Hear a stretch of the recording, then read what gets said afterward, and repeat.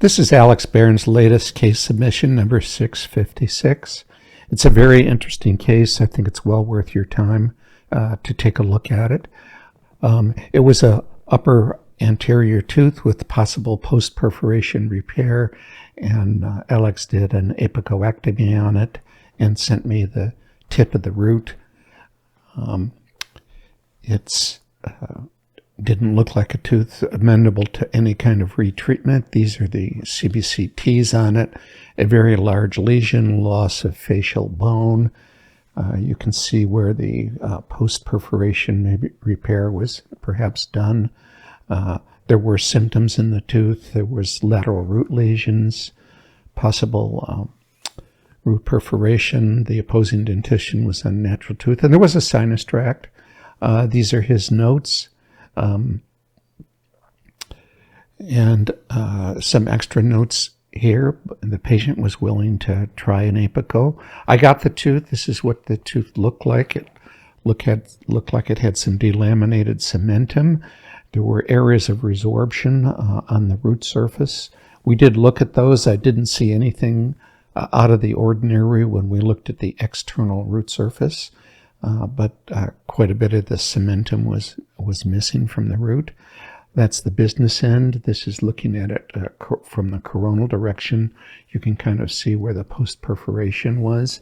And then when I sagittally split it, I split it into two pieces and was able to remove the gutta percha fairly easily.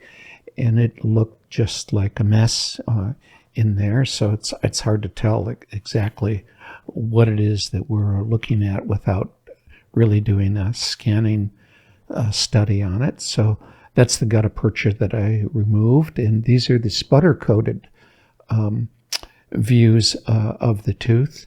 And the two halves were obviously very similar, and these were created in the collage just for people interested in the collage. It makes a very nice presentation for this sort of thing where you're comparing images.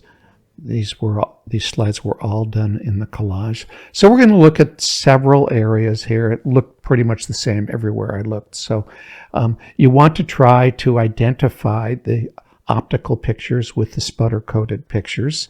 When you go into the website and look at the SEMs, we're going to look at side 1. Side 2 is pretty much the same. So when you go in and you look at the lower stitched images, and you look under the scanning scope, it's just really just a unholy mess in there. It's hard to tell really what it is that you're looking at. When you go into stitched images at a little higher power, I urge you to go through these. I've outlined the stitched area for you to kind of see where you're looking, but even at a 100x, you really can't tell what it is that you're looking at because it's just filled with a lot of gunk, a lot of blood supply there as well. And then when you look at the collage in a very specific area, this is area 1 where I made a collage, and you go in and you go in a little tighter, you get a better sense for the kind of structures that you're confronted with. And although this does look like dentin that's being demineralized, it also has the look of a very large biofilm impregnation of the dentin. Pretty much everywhere that we looked was just filled with a biofilm, probably Candida, because they look like hyphae and pseudo-hyphae. And when you look at various areas, I've selected 3 or 4 areas to look at. And when you study these and go in, it can really help you with your pattern recognition, because when you go into some of these areas, it's obvious a massive biofilm infection that looks like hyphae and pseudo-hyphae of Candida present. And I've included some PDFs on Candida infections that I think are very useful for you to take a look at it, because the virulence is really related to the bimorphic look of these. Here you can see we're going to look at that little peninsula area right next to the peninsula area. And if you kind of correlate on the SEM and the pictures where you're looking, it can really help you understand what's going on.